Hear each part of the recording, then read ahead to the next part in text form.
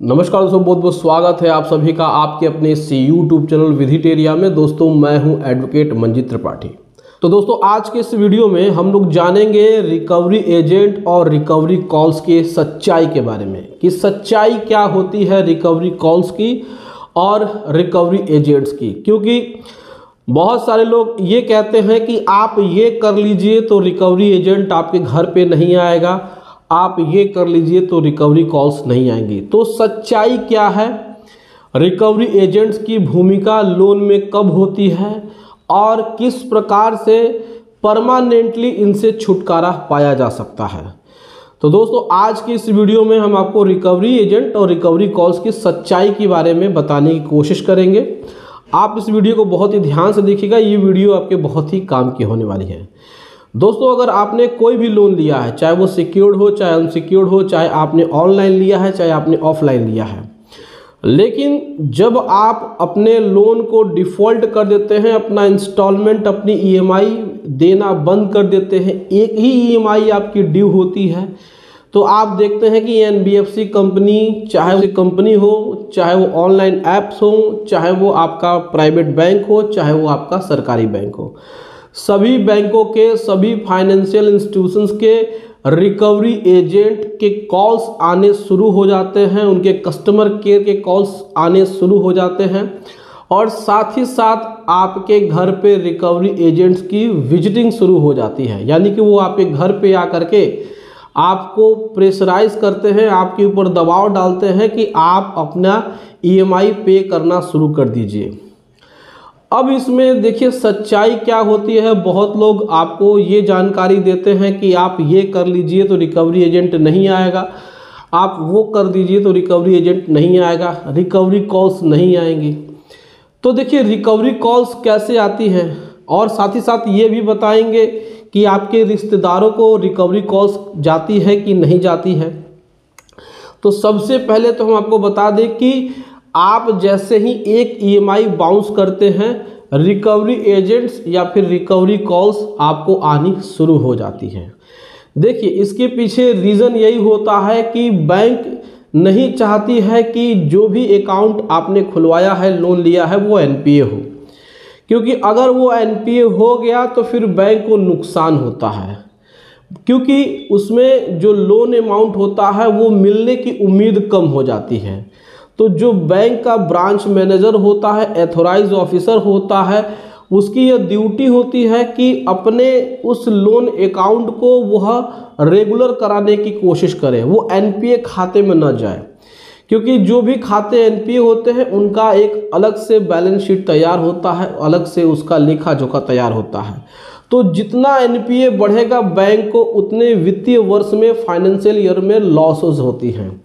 तो इसीलिए bank support के तौर पर एक रिकवरी एजेंसी को हायर करती है और उनके बंदों को काम पे लगा देती है कि आप इस अमाउंट को रिकवर करके ले आइए, हम आपको 2% देंगे, 3% देंगे, उनके बीच में जैसा कॉन्ट्रैक्ट होता है।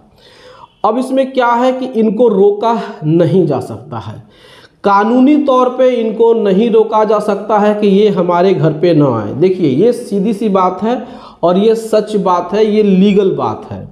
आप किसी भी कोर्ट में केस फाइल करके इनको आने से नहीं रोक सकते हैं। हम यहाँ पे कह रहे हैं आने से, विजिट करने से या फिर कॉल करने से नहीं रोका जा सकता है, क्योंकि यहाँ पर कोर्ट भी ये कहेगी कि आपने पैसा लिया है तो पैसे की जवाबदेही या पैसे की देनदारी आपकी बनती है, आपकी लाइबिलिटी है, दायित्व है, आपको देना है।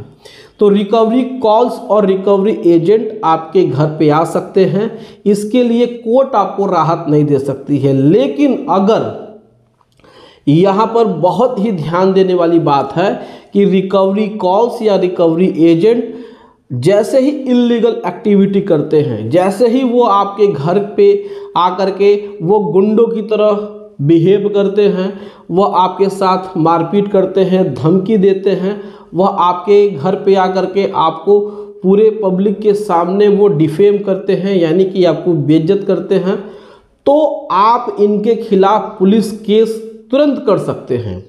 या फिर जो रिकवरी कॉल्स होती हैं वो आपके किसी भी रिलेटिव आपके घर के फैमिली मेंबर्स को वो कॉल करके अगर गाली देते हैं तो आप आईटी एक्ट और साथ ही साथ आप इनकी कंप्लेंट भी दर्ज करा सकते हैं अगर जब वह इलीगल एक्टिविटी में आते हैं।